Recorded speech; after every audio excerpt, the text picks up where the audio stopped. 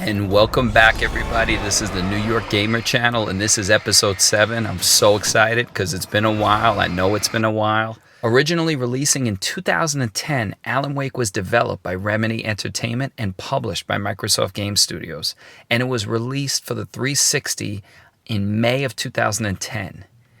It also released on the same exact day as Rockstar's Red Dead Redemption.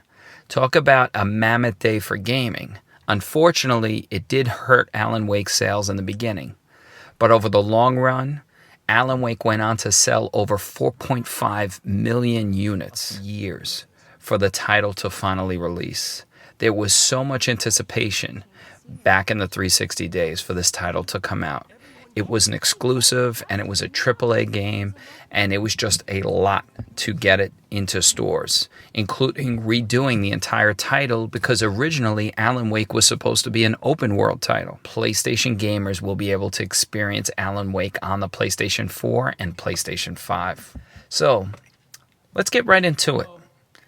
Alan Wake, the story itself, is about a best-selling crime fiction author who's suffering from a writer's block that's lasted multiple years. He decides to go on vacation with his wife Alice and travel to a small town of Bright Falls. Very reminiscent of a Silent Hill and also a Twin Peaks from the famous TV show Twin Peaks. They go to Bright Falls, Washington for a short vacation on the advice of Alan's agent, Barry Wheeler. But before they arrive, Alan has a nightmare about a shadowy figure who's trying to kill him. Before an unreal figure interrupts the dream and teaches him how to utilize the light to fend off the shadows. And the rest is basically history when it comes to the gameplay. Because if it's one thing Alan Wake has taught gamers, it's that your trusty flashlight is what you're going to use to fend off enemies along with some automatic weapons. In this award-winning action thriller, remastered in 4K, Alan Wake is in a desperate search for his missing wife.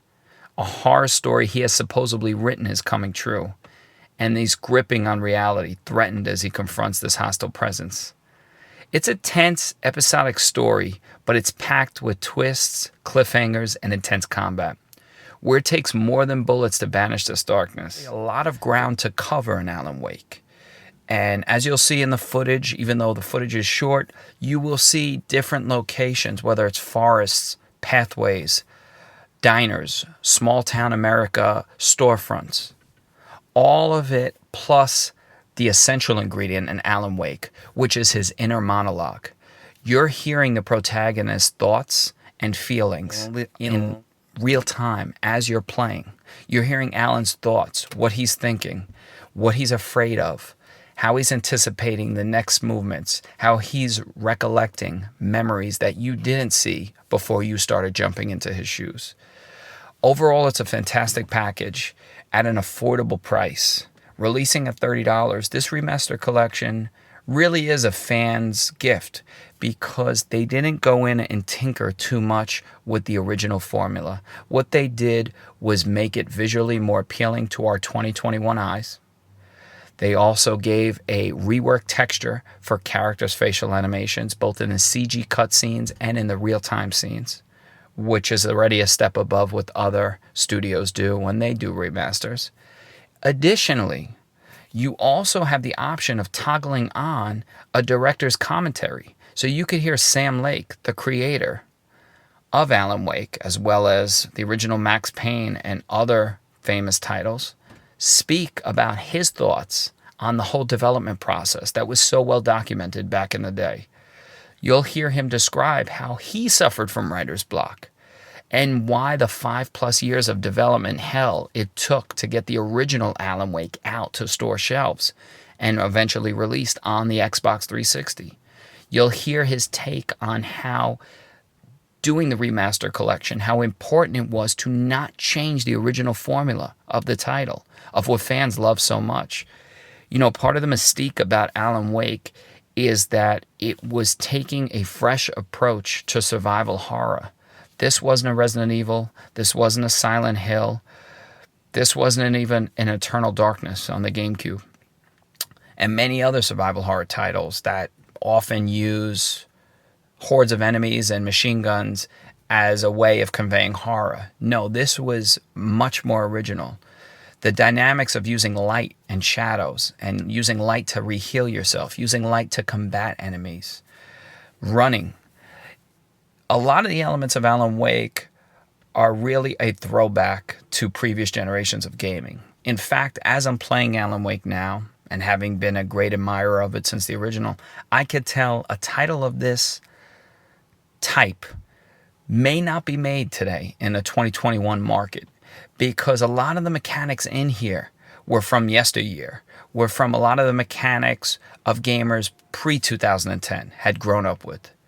Mechanics such as a character running and then slowing down because they could only run for a little bit, kind of an awkward turning around when aiming, certain camera angles shooting at a whack at points. Those were things that we as gamers pre-2000s and early 2000s understood was part of gaming mechanics. We didn't think that was bad. We accepted that for what it was. It's what made the game unique. Sometimes it made the game broken. Alan Wake was far from being broken, but it was also far from being perfect in the mechanics department. For every pro of Alan Wake, I could definitely list one or two cons. And in this remastered collection, while the mechanics weren't really changed at all, the visuals alone and the texture upgrades and the lighting and fresh palette of color immensely helped this title. And for anyone who hasn't played the original Alan Wake, I implore you, give this title a chance, because this title is giving you something different than what the market is giving you right now. In 2010, it was giving you something different. And ironically, in 2021, this title is still giving you something unique and original. As you keep looking through the footage here, you will see a title that's exciting, sometimes seems a little drudging as you're going through certain points where there may not be enemies. But what you'll notice is the attention to detail in the world that Remedy created. The attention to detail, from blades of grass to trees, to abandoned trucks, to abandoned trailers, to abandoned diners, to dynamic lighting. And I think that's a testament to Remedy and the quality of the product they put out. And it's also a testament to the work that went into this remastered collection, because by no means think that this looks identical to the version from 11 years ago. It does not. It doesn't in the slightest. You could easily download the original Alan Wake 360 title digitally, still available on storefronts. And you could play that for a few minutes and then play the remastered collection, and you will easily see the upgrades. And the upgrades is what makes it a suitable, excellent title for 2021. Alan Wake Remastered is a collection that shouldn't be missed. I call it a collection because not only are you getting the title, but you're getting the 2 DLCs that were fairly large, that gave you the true ending to Alan Wake, all complete in the package, plus the director's commentary, obviously, plus all the visual and texture work upgrades. So it's a wonderful collection. It's a wonderful price. And Alan Wake Remastered is a title that I would hope my PlayStation gamers would play and check out, PC people would play, and Series S, Series X, and Xbox One and Xbox One X players. Everyone should check it out, because it's Halloween time, it's October, and this is a great psychological thriller with a dynamic protagonist, funny side characters, and an overall great story. So I hope you enjoyed this episode. I hope you enjoyed the footage. There's no need to drag on anymore this episode, because I got what I wanted across. I hope you enjoy this footage. And as always, enjoy the gaming. Peace out. New York Gamer here. Goodbye, everybody.